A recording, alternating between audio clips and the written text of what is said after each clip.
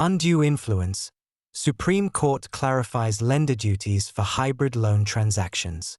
Waller-Edwards concerned undue influence in respect of a hybrid loan.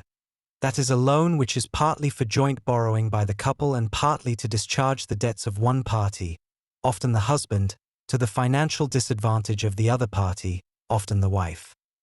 Ms. Waller-Edwards opposed the lender's possession proceedings on the basis that she had entered the loan as a result of the undue influence of her former partner Mr. Bishop.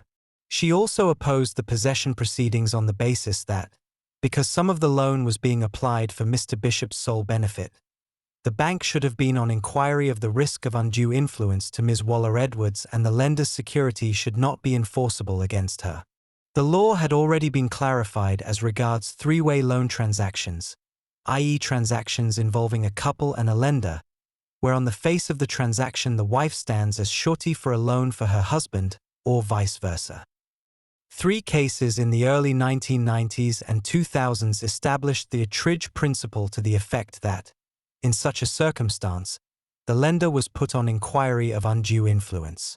The lender could protect themselves against the risk of having such a transaction set aside by the party at risk, i.e. often the wife, by taking modest steps set out in what is known as the Etridge Protocol, designed to ensure that the party at risk understood the nature of the transaction into which they were entering and the risks to them. By contrast, in a case of a transaction which was on its face a joint borrowing transaction to the advantage of both people in the couple, the law had previously clarified that the lender was not put on inquiry, and the Etridge Principle therefore did not apply, unless the lender is aware that the loan is being made for the husband's purposes as distinct from the joint purposes of husband and wife, or vice versa. The distinction between the law's treatment of these two kinds of transactions was, the Supreme Court said in Waller-Edwards, straightforward and binary.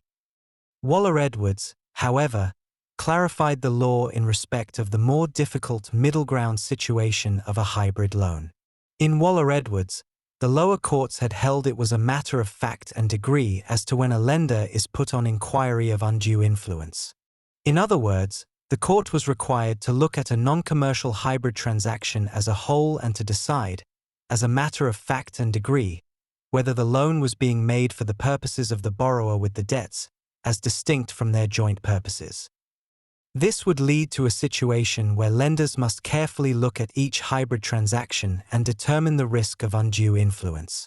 The Supreme Court thought this was unduly onerous on the lenders and advocated a bright-line approach. Either there is, on the face of the non-commercial transaction, a surety element giving rise to a heightened risk of undue influence, or there is not. The level of risk presented by a surety transaction is the same whether it is accompanied by joint borrowing or not. The hybrid element does not reduce that risk. Accordingly, there is to be no third test for hybrid transactions, the existence of any exclusive benefit for one borrower, which is not de minimis, trivial, moves the case out of the joint loan category and into the surety category, triggering the need for lenders to comply with the modest steps set out in the Etridge Protocol. Harneys does not advise on the law of England and Wales, but this judgment will be of significant interest to all lenders including in the BVI where the Etridge principles have been applied.